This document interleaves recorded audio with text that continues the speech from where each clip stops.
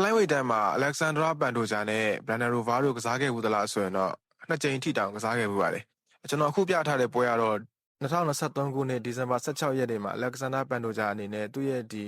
ချန်ပီယံကပတ်ပထမဆုံးကာကွယ်ပွဲအနေနဲ့ပြိုင်ပွဲ fighter Brandon Royval ကိုလက်ခံကစားခဲ့ရတဲ့ပွဲဖြစ်ပါတယ်။ဒီပွဲကဒီ fighter နှစ်ယောက်အတွက်ဒုတိယအကြိမ်တွေ့ဆုံတဲ့မကြေပွဲဖြစ်ပြီးတော့ပထမဆုံးအကြိမ်အနေနဲ့2021ခုနှစ်တုန်းက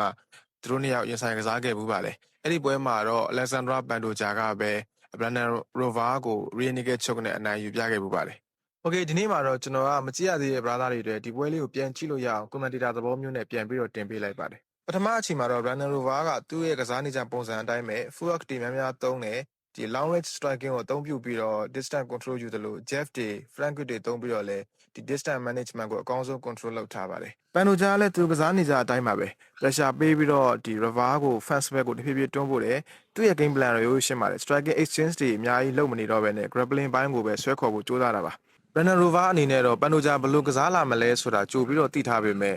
ထိထိရောက်တော့တားဆီးနိုင်ခဲ့ခြင်းမရှိပါဘူး။ Brandon Royval အနေနဲ့တော့ Pantoja ရဲ့ take down တွေကို defense မလုပ်နိုင်ခဲ့တာကြောင့်သူ့အနေနဲ့ ground control တိုင်းပေးခဲ့ရတယ်လို့လက်ကျန်ပွဲကစားခြင်းတွေမှာလည်းချုပ်ကွက်မပေးရအောင်တော်တော်လေးစူးစမ်းပြီးတော့ရုန်းကန်သွားရတော့မှာဖြစ်ပါတယ်။ Pantoja အနေနဲ့တော့သူအားသာတဲ့ဒီသူ့ရဲ့နယ်ပယ်လေးကိုဆွဲခေါ်နိုင်ခဲ့တဲ့နောက်မှာတော့ Brandon Royval ကိုစိတ်ကြိုက်ချဲလဲပြီးတော့အကောင်းဆုံးထိန်းချုပ်ကစားသွားတယ်။ဒီချုပ်ကွက်ရအောင်စူးစမ်းခဲ့ပေမဲ့လည်း Brandon Royval ရဲ့ submission defense ကောင်းမှုကြောင့်ပထမချီမှာတော့ချုပ်ပြနိုင်ခဲ့ခြင်းမရှိပါဘူး။ဒါပေမဲ့လည်းပထမချီကတော့ Pantoja အသာရတဲ့ချီလို့ပြောလို့ရပါတယ်။ဒုတိယအချီမှာတော့ Pantoja ရဲ့ကစားပုံကပထမချီတော့လောက် aggressive မဖြစ်တော့ပါဘူး။ဘာလို့လဲဆိုတော့ Pantoja ကပထမအချီမှာတည်းအားကုန်သုံးပြီးတော့ pressure ပေးပြီးကစားတတ်တဲ့ fighter ဖြစ်တဲ့အတွက်ဒုတိယအချီပြန်ဆတဲ့အခါမှာလှုပ်ရှားမှုတွေကနှိမ့်လာတယ်လို့သူ့ရဲ့ဒီ aggressive play style ရဲ့တန်ဖိုးကလည်းနည်းနည်းလေးရော့ကျသွားတာကိုသတိထားမိပါတယ်။ဒီနေရာမှာတော့ low kick ကန်လိုက်တဲ့ Brandon Royval ရဲ့အမားတစ်ခုကိုအကောင်းဆုံးသုံးချပြီးတော့ Pantoja က BJJ swap နဲ့ရအောင်လဲချသွားတာကိုတွေ့ရပါတယ်။အခွင့်အရေးအသုံးချမှုနဲ့ထိထိရောက်ကစားနိုင်မှုအပိုင်းမှာတော့ Pantoja က Brandon Royval ထက်ပိုပြီးတော့အသာရနေပါတယ်။ရောင်းကနေပြန်ထနိုင်ခဲ့ပြီးတော့ stand fight ပိုင်ရှင်ကစားခွင့်ရတဲ့အခိုက်အတန့်မှာလည်း Brandon Royval အနေနဲ့ Pantoja ကိုတိတ်ပြီးတော့ထိထိရောက်ထိုးနိုင်ခဲ့ခြင်းမရှိပါဘူး။ Brandon Royval အနေနဲ့တော့ပွဲကိုသတိထားပြီးတော့ချင်းကပ်ရမယ်အစားတချို့နေရာတွေမှာသူ့ရဲ့မစင်မကျင်ကစားတဲ့ပုံစံကြောင့်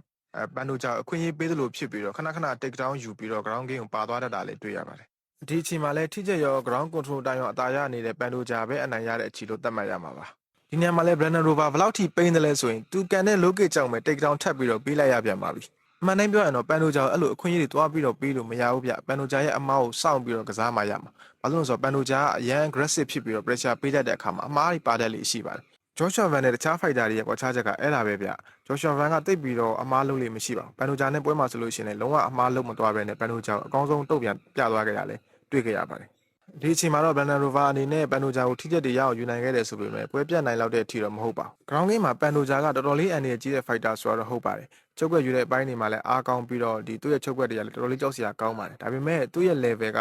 Islam Makhachev တို့ Khamzat Chimaev တို့ Khabib Nurmagomedov တို့ရဲ့ level မျိုးတော့မဟုတ်ပါဘူး။ကျွန်တော်သတိထားမိသလောက်တော့ Pantoja ကချုပ်ကွက်တွေအများကြီးကိုချုပ်ပြနိုင်တဲ့ fighter မျိုးတော့မဟုတ်ပါဘူး။သူအများဆုံးသုံးတာက rear naked choke ပါ။ဒါပေမဲ့အဲ့ rear naked choke ကိုပုံဖော်သွားတဲ့အပိုင်းတွေကတော်တော်လေးကောင်းပါတယ်။ဒီပွဲမှာတော့ Brandon Royval အနေနဲ့9စီစလုံးမှာ Pantoja ကိုဘယ်လိုမှရှင်ကစားနိုင်ခဲ့ခြင်းမရှိပါဘူး။ဒါကြောင့်မလို့လဲဒိုင်ဆုံးဖြတ်ရောက်မှာတော့အမှတ်ပေးစနစ်မှာ Pantoja ကပဲအမှတ်ပြတ်နဲ့အနိုင်ရပြီးတော့သူ့ရဲ့ချန်ပီယံကပတ်ကြီးကိုအောင်မြင်စွာကာကွယ်သွားနိုင်ခဲ့ပါတယ်။ကျွန်တော်တယောက်တည်းအမြင်ရတော့ဒီပွဲမှာ Pantoja ကောင်းတာလက်ခံပေမဲ့ Brandon Royval ရဲ့ကစားပုံကလည်းအမှားများပါတယ်။သူ့နေရာမှာ Joshua Van သာဆိုလို့ရှိရင်တော့ Pantoja အနေနဲ့ဒီလောက်ထိလွယ်လွယ်ကူကစားပြလို့ရမှာမဟုတ်ပါဘူး။ကျွန်တော်ကတော့ Joshua Van နဲ့ Pantoja ရဲ့ကစားမဲ့ပွဲကိုတော်တော်လေးရင်ခုန်နေပါပြီ။ Joshua Van နဲ့ Pantoja ပွဲအခင်းချင်းဘယ်လိုဖြစ်လာမလဲဆိုတာလေ့လာခြင်းလို့လဲကျွန်တော်ကဒီ Pantoja ရဲ့ပွဲဟောင်းတွေကိုပြန်ကြည့်နေရပါတော့။ဒါကြောင့်မလို့လဲကျွန်တော်နဲ့အတူကြည့်လို့ရအောင်ပြန်ပြီးတော့တင်ပေးခြင်းဖြစ်ပါတယ်။ကျေးဇူးများကြီးတင်ပါတယ်။နောက်ဗီဒီယိုတွေမှာပြန်တွေ့ပါမယ်။